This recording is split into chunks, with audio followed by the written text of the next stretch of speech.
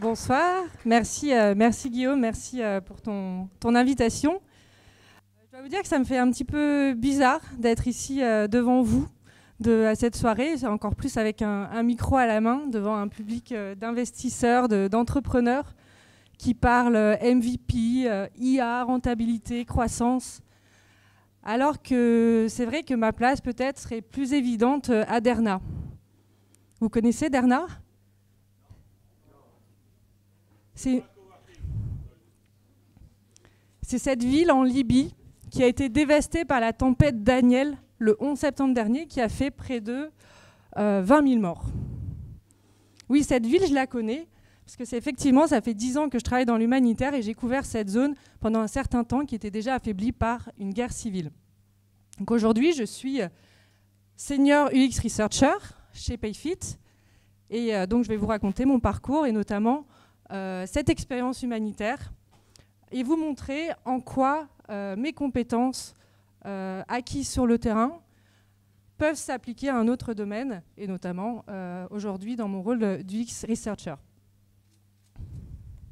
Alors avant d'entrer dans cette histoire d'humanitaire qui a un peu façonné mon profil et ma vision des choses, pour celles et ceux qui ne sont pas familiers avec l'UX Research, mon rôle consiste à comprendre qui sont nos utilisateurs, quels sont leurs problèmes, pourquoi ils ont des problèmes, quel est leur contexte, et trouver des solutions pour y répondre en alignement évidemment avec des objectifs stratégiques de l'entreprise.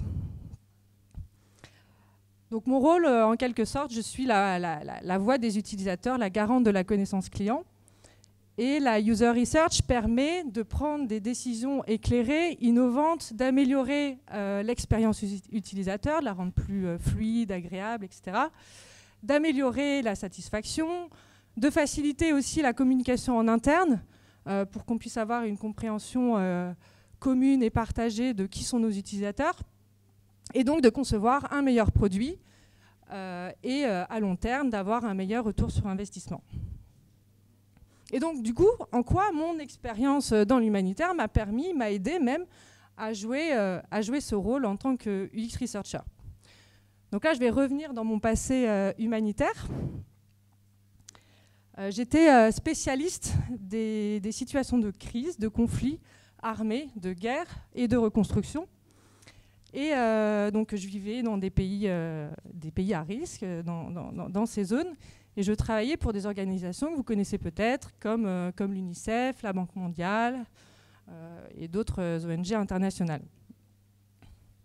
Et mon rôle n'était pas de fournir une aide directe auprès des populations. Je ne distribuais pas des kits, je ne donnais pas des cours aux élèves, je ne distribuais pas des médicaments ou quoi que ce soit. Non, mon rôle, c'était d'analyser en amont les besoins fondamentaux des populations affectées par les crises.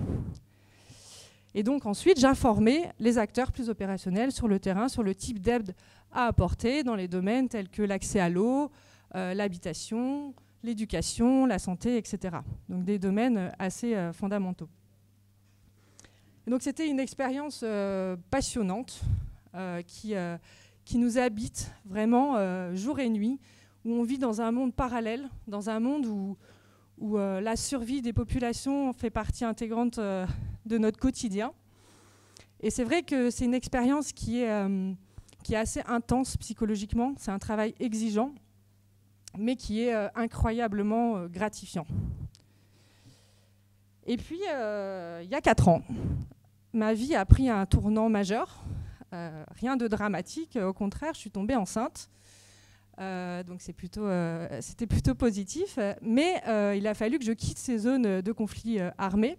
En tout cas, c'est ce que mon mari m'a fait comprendre. Mon mari, c'est Alexandre, il est ici. Il est VP Product. Et il m'a alors parlé à l'époque de cette métier, de cette profession qui était en plein essor en Europe, qui était l'UX Research. Donc au départ, j'étais un petit peu sceptique. Je me demandais comment mes compétences et mon expérience sur le terrain, mon profil de sociologue pouvait être compatible avec dans l'univers tech. Et donc j'ai fait ma propre recherche. Je suis allée discuter avec des experts, des professionnels dans l'UX Research.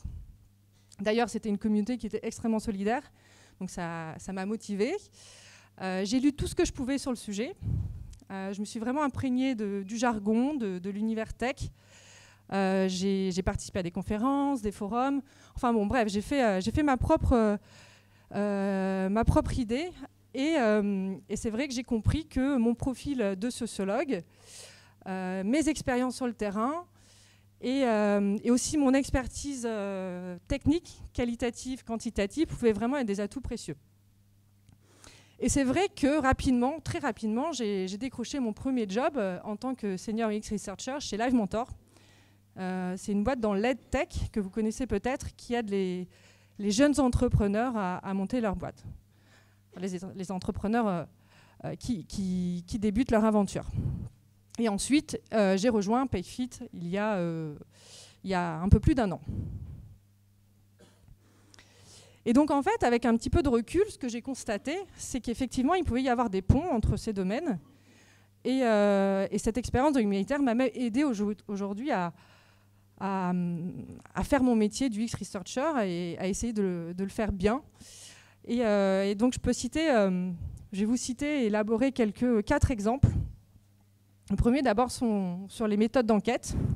Ensuite, c'est sur l'influence stratégique qu'on peut avoir, l'impact positif qu'on doit avoir sur les projets et enfin la vélocité des projets. Donc, je vais revenir sur les méthodes d'enquête. C'est le premier aspect que j'ai tout de suite identifié en commun et qui m'a immédiatement rassurée. C'est vrai qu'en fait, dans les 2 domaines, on utilise des méthodes qualitatives, quantitatives. Il y a une pluralité de méthodes qu'on utilise, mais qui sont similaires dans les 2 domaines. Donc, on va mener des entretiens approfondis, passer des questionnaires, observer des tâches. Et globalement, le process est assez similaire. La méthodologie, on part d'un problème, on émet des hypothèses, on fait une analyse secondaire de données, donc on va analyser la donnée qui existe, et on va chercher les gaps de connaissances. Et à partir de ces gaps, on va déterminer la méthode la plus appropriée pour y répondre et générer des insights. Donc ça, c'est la première chose, je schématise. Mais ensuite, une fois que ces insights, la deuxième chose, donc, une fois que ces insights sont générés, on ne va pas les laisser au fond d'un tiroir, on va les communiquer. On va les communiquer auprès des collaborateurs. Et c'est cette partie collaborative aussi qu'on a en commun et qui est très importante. Et c'est là qu'intervient le rôle stratégique, puisqu'on va faire des recommandations auprès de ces collaborateurs. Alors, dans le milieu humanitaire, ces collaborateurs, ce sont les acteurs qui sont opérationnels sur le terrain. On va les informer de la situation, de quel type d'aide apporter, à qui, pourquoi, comment la répartir, la coordonner, etc. Dans le milieu tech, mes collaborateurs avec qui je travaille, ce sont les équipes tech, dev, les équipes produits, les équipes design et parfois marketing. Donc on va ensemble, moi je vais générer des insights, je vais faire des recommandations et ensemble on va trouver des solutions pour répondre à la fois aux besoins des populations et à la différence de l'humanitaire. Il va falloir que ces insights, ces besoins soient alignés évidemment avec les objectifs business de l'entreprise. Donc le troisième point, c'est l'impact. Une fois qu'on a fait ces recommandations, il va falloir avoir un impact. C'est vraiment une obsession qu'on a dans ces 2 univers. On se questionne en permanence sur la façon dont on va pouvoir maximiser notre impact. Et cet impact, il doit être positif. Ça va de soi. Mais dans l'humanitaire, on a un principe qui est le principe de ne pas nuire. Et il vise à identifier les effets négatifs, non volontaires, qui interviennent après une action, une intervention, etc. Et ce qu'on a observé, c'est qu'effectivement, il peut y avoir des effets négatifs après une intervention. Si je vous donne un exemple, ce qu'on a observé, c'est l'aide aujourd'hui consiste de plus en plus à donner de l'argent aux populations qui sont affectées par un conflit. Donc ça, c'est super. Et si en plus on peut donner cet argent aux femmes, aux mères de famille, pour réduire les inégalités de genre, c'est encore mieux. Donc là, le principe, ce type d'action est génial. Sauf qu'on s'est aperçu, on a observé que ça pouvait renforcer les violences conjugales, de donner cet argent aux femmes, parce que traditionnellement, dans certaines régions, c'est l'homme qui détient l'argent, etc. Et donc, si une analyse n'est pas faite en amont, une analyse contextuelle, l'intervention va provoquer encore plus de problèmes qu'au départ. Je vous donne un autre exemple en Libye, donné justement sur les modalités d'envoi de cet argent. Ça peut se faire en cash, en coupon, par voie mobile. Donner du cash à des migrants dans des camps de migrants va renforcer leur vulnérabilité parce qu'ils vont se faire voler, etc. Ils n'ont pas d'endroit où protéger leur argent. Dans un autre cas, donner de l'argent par voie mobile à certaines populations dans des régions où finalement il y a très peu de réseaux internet ou de connexion ou d'électricité pour recharger son téléphone, va être à la fois non seulement inefficace, mais va renforcer, créer même des disparités entre régions du fait que certaines régions reçoivent plus d'aide que d'autres. Donc voilà, d'où l'importance de contextualiser, d'analyser en amont. Et le quatrième point, c'est la vélocité.